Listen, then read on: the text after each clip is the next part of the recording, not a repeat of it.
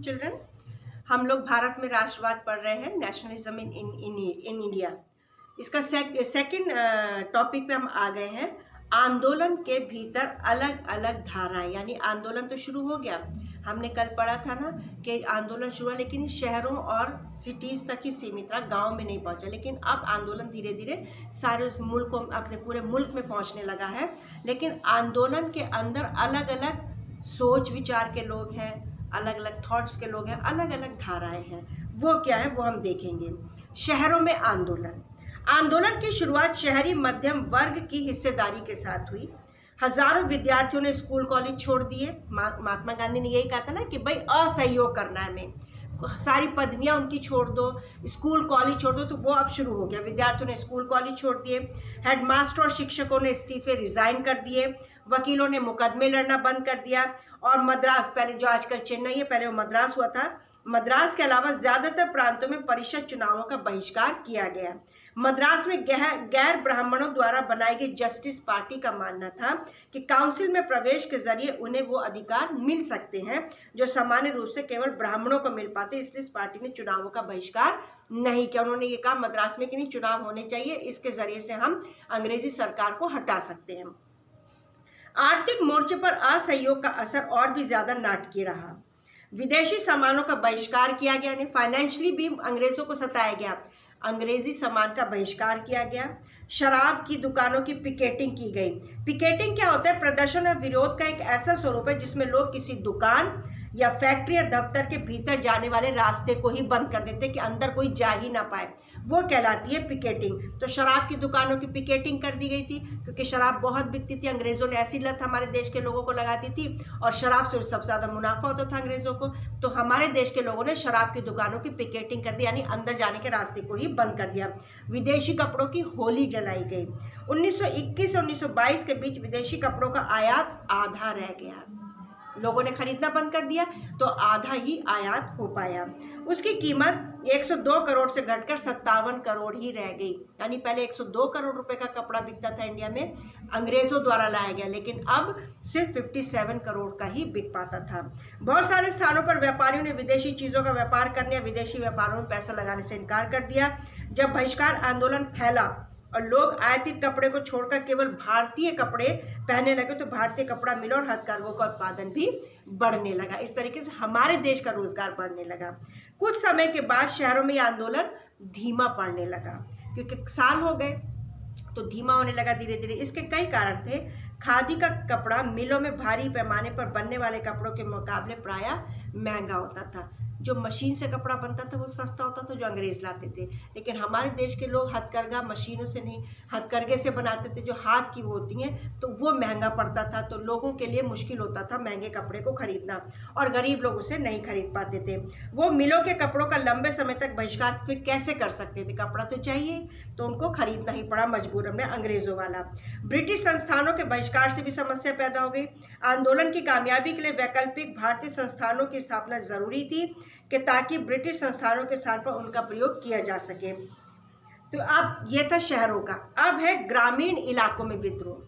शहरों में तो ऐसा होली जला दी, कपड़ों की सारी पदवियां लौटा दी, इस्तीफे दे दिए, इस तरीके से किया। लेकिन अब हम पढ़ेंगे गांव में कैसे विद्रोह हुआ। शहरों से बढ़कर असहयोग आंदोलन गांव में भी फैल गया।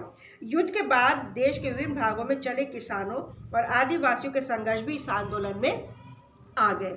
अवध में सन्यासी बाबा रामचंद्र किसानों का नेतृत्व कर रहे थे। बाबा रामचंद्र इससे पहले फिजी में गिरमिटिया मजदूर के तौर पर काम कर चुके थे। फिजी एक देश है, वहां पर काम कर चुके थे मजदूर के तौर पर।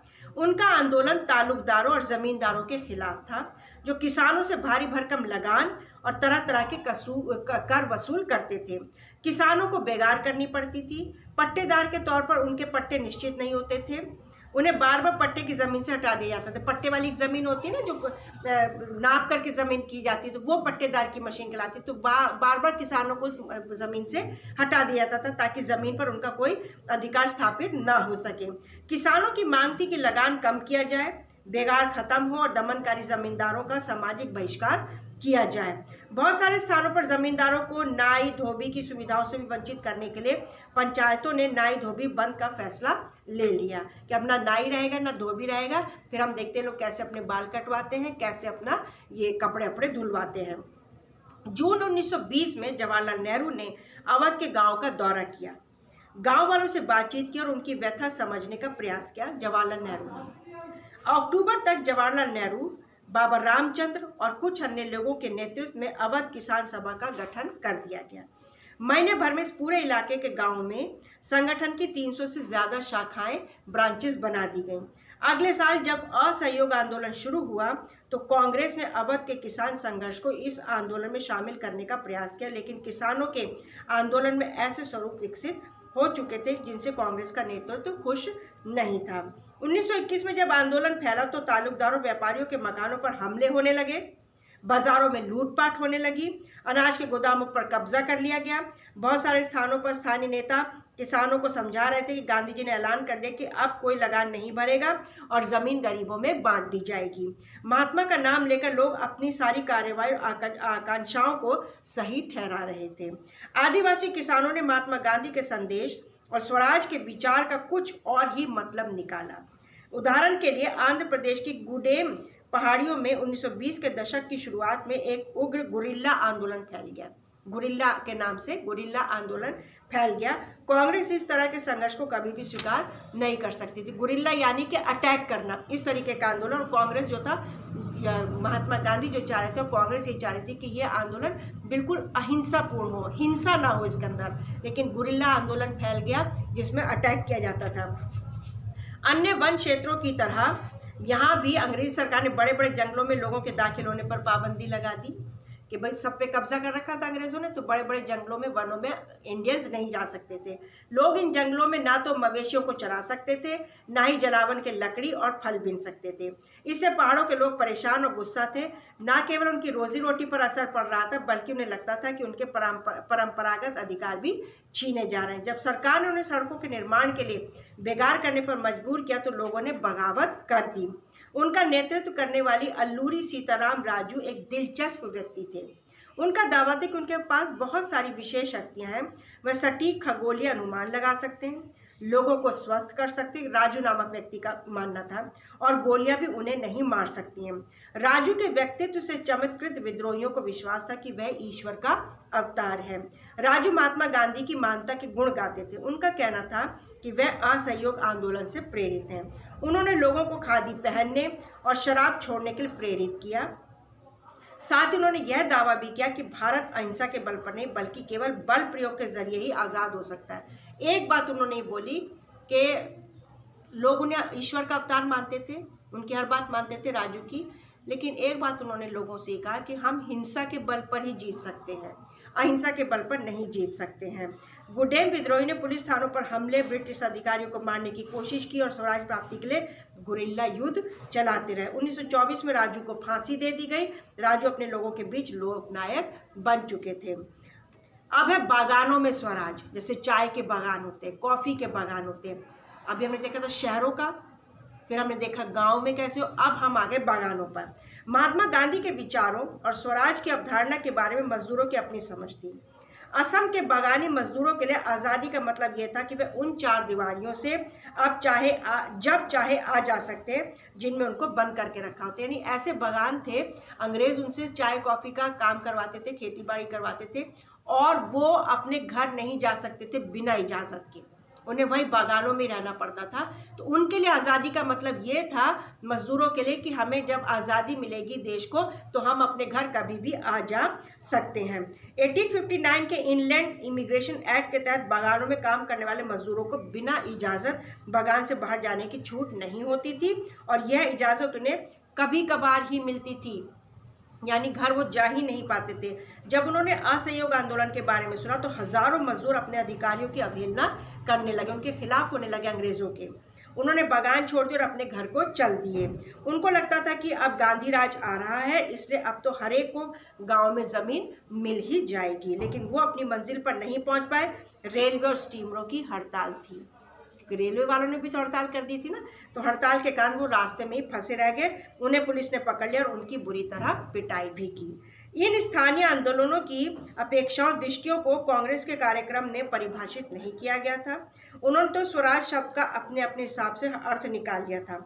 उनके लिए यह एक ऐसे युग का द्योतक था जब सारे कष्ट और सारी मुसीबतें खत्म हो जाएंगी। यानी लोगों के लिए स्वतंत्रता एक ऐसी चीज़ बन चुकी थी, इतने ज़्यादा लोग परेशान हो गए थे कि उन्हें लगता था कि हम स्वतंत्र होंगे तो हर कोई अपने हिसाब से शहर वाले अपने हिसाब से सोच रहे थे, गांव वाले अपने हिसाब से सोच रहे थे, बगान अपने हिसाब से सोच रहे थे। उन्हें ये लगता था कि अब गांधी राज आएगा और हमें सारी मुसीबतों से परेशानियों से हल मिल जाएगा।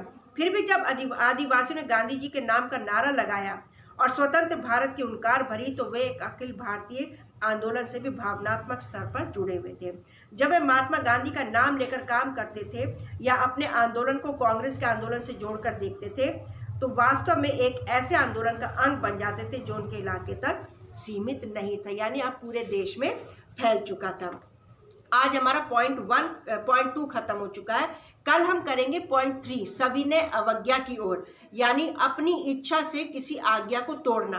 तो सविनय अवज्ञा की ओर कल हम टॉपिक 3 करेंगे इस चैप्टर का।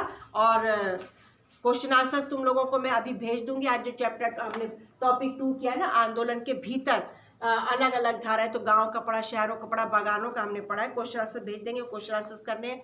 बार बार तुम्हें कहा जाता है अटेंडेंस का ध्यान रखना है, क्लास 10th है, बहुत ध्यान रखना है, पढ़ाई पर ध्यान देना है। बेटा स्कूल तो अब खुलेंगे नहीं, आज भी न्यूज़ में हमने देख लिया है, कल भी न्यूज़ में आ रहा था कि जब तक वैक्सीन नहीं आएगा तब तक स्कूल्स नहीं होंगे, लेकिन एग्ज़ाम्स होंगे बराबर। CBSE हमको बोल रहा है, ऑर्डर्स आ रहे हैं कि एग्ज़ाम्स होंगे, तो अपनी पढ़ाई पर ध्यान देना है, क्लासेस रेगुलर अटेंड करनी और कोशिश यही करनी कि जिस पीरियड का काम है उसी पीरियड में पोस्ट करें। ये नहीं कि मैंने पहले भी तुम्हें समझाया था, मैथ्स का पीरियड चल रहा तो साइंस का वर्क आ रहा है, साइंस का पीरियड चल रहा तो सोशल का आ रहा है, सोशल का चल रहा तो हिंदी का आ रहा है। ये नहीं चलेगा। आदत बनाओ पीरियड वाइज की, ठीक है। और 8:45 से 9 बजे के बीच में जो बच्चे अपनी अटेंडेंस भेजेंगे सिर्फ उनकी अटेंडेंस लग रही है, बाकी सभी बच्चों की मैं एब्सेंट लगा रही हूँ। ध्यान रखें, सेफ रहें।